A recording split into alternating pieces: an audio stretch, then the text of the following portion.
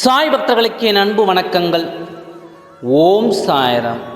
என் அன்பு குழந்தையே, மனதில் உள்ள செய்தியை உனக்கு பிடித்தவரிடம் நான் கொண்டு போய் சேர்க்கப் போகிறேன்.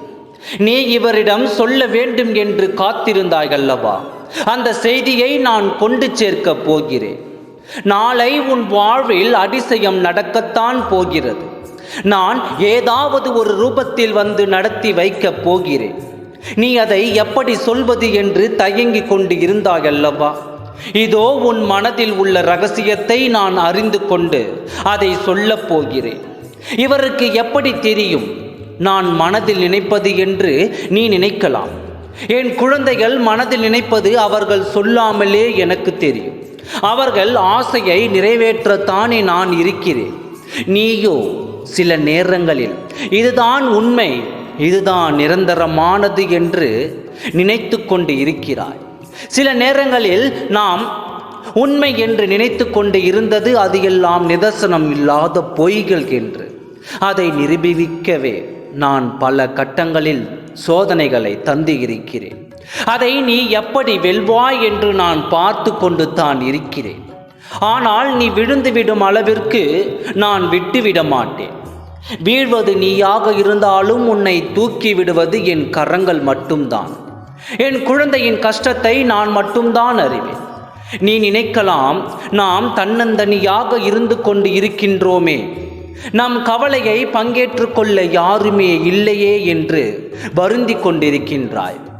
என் அன்பு குழந்தையே, நீ இன்பமாக இருந்தாலும் சரி, நீ துன்பமாக இருந்தாலும் சரி, இந்த சாயப்பா உன்னுள் தான் இருக்கிறேன்.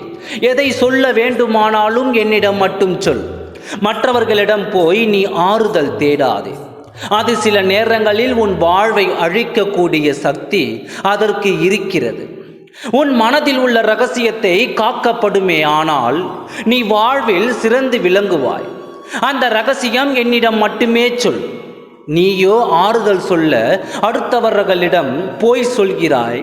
ஆனால் அவர்கள் உனக்கு ஒரு நன்மைகளும் ஏற்படவில்லை. அவர்களால் உனக்கு எந்த ஒரு நன்மையும் ஏற்படவில்லை. அதை புரிய வைக்கவே அவர்களது சுய ரூபத்தை நான் இப்பொழுது விளக்கப் போகிறேன். என் குழந்தைகள் எவரிடமும் ஏமாந்து போகக்கூடாது அல்லவா? நான் ஏமாறவும் விடமாட்டேன். என் குழந்தைகள் எப்பொழுதுமே விழிப்புணர்வுடன் இருக்க வேண்டும். என் குழந்தையே, நீ எப்பொழுதுமே நிதானத்துடனும் பொறுமையுடனும் உன் செயலில் இறங்கு. உனக்கு வெற்றிகள் கூட போகிறது. கவலைப்படாமல் இரு. உன் சாயப்பா உன்னுடன் தான் இருக்கிறேன். உனக்கான நல்ல நேரம் ஆரம்பித்து விட்டது. இதுவரை என்னிடம் எதையெல்லாம் வேண்டிக் கொண்டாயோ அதையெல்லாம் தரப்போகிறேன். உனது ஆசையை எனது ஆசையாக எண்ணி அதை நிறைவேற்ற காத்து கொண்டிருக்கிறேன். கர்ம வினைகளும் இதோடு முடிந்துவிட்டது அல்லவா? உனக்கான சுகமான வாழ்க்கையை நான் தரப்போகிறேன். நல்லதே நினை, நல்லதே நடக்கும். ஓம் சாய்ராம். நன்றி, வணக்கம்.